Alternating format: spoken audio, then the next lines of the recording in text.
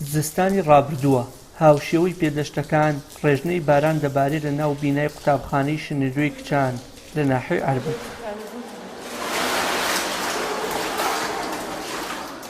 خوێندکاران لەگەڵ وانە خوێندندا پێویست بوو ئاگاداری پرتووک و تەندروستی خۆیان بن، چونکە تا تەواوبوونی وانەکانیان کەلوپەلەکانیان لەژێر بارانی بەلێزمەدا دەخوسا.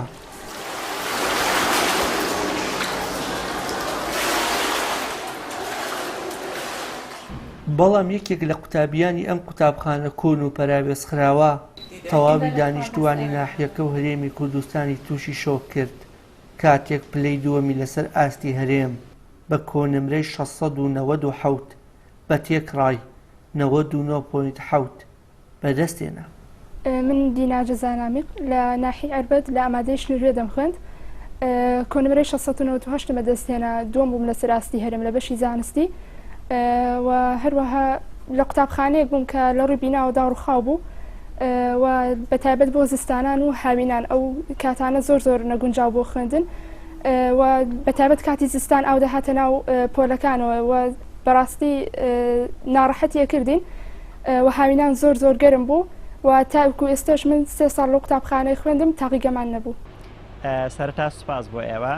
ئێمە یەکێک لە مامۆستاکانی دینا نایشارێتەوە لە ماوەی ڕابردوودا چەندین جار داوایان لەلایەنە پەیوەندیدارەکان کردووە تا گرفتی قوتابخانەکەیان بۆ چارەسەر بکرێت، بەڵام نەک داواکانیان جێبەجێ نەکراوە بەڵکو لە بەرامبەردا سوکایەتیان پێکراوە. کاتی بارانبارینە ئاو دەسۆڕایەوە ناو پۆلەکان و دەهاتە خوارە بەسەر خوێندکارەکانە بە جۆرێک نەمان دەتوانێت تاقیکردنەوەی تێدا ئەنجام بدەین.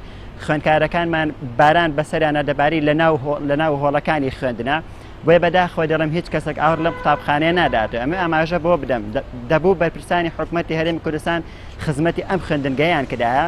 یەکێک لە مامۆستاکانمان داوای کرد لە یەکێک لە بەرپرسە حکومەکان بۆی کە بێن ئاور لەم قوتابخانە بدەنەوە بەوەی کە باسی ئەوەی کردبووتی ئەم قوتابخانە وتی پۆلەکانمان خەریکە دەڕوخێن، بەڵام بەداخەوە بەرپرسەکە پێی وتبوو بە مامۆستاکە توبی بچۆرە ژوورە و بەشکم بیناکە بەسەر خۆش تا بڕوخێ.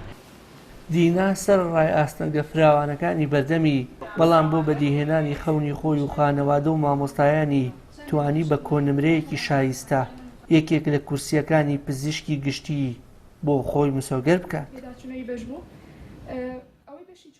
بەڵام تاکە هیوای کە ناتوانێت خۆی بەدی بهێنێت نۆژەنکردنەوەی قوتابخانەکەیانە لەلایەن حکومەتەوە تا ئەوەی هاوڕێکانی پێچەوانی ئەم لە بینایەکی شایستە و بوونی هۆڵی تاقیقی پەیوەندیدار بەوانە زانستیەکان قۆناغی خوێندنی ئامادەیی تەواو بکەن. وشیار محەممەد، کەناڵی ئاسمانی پەیام، ناحیە عەربەت.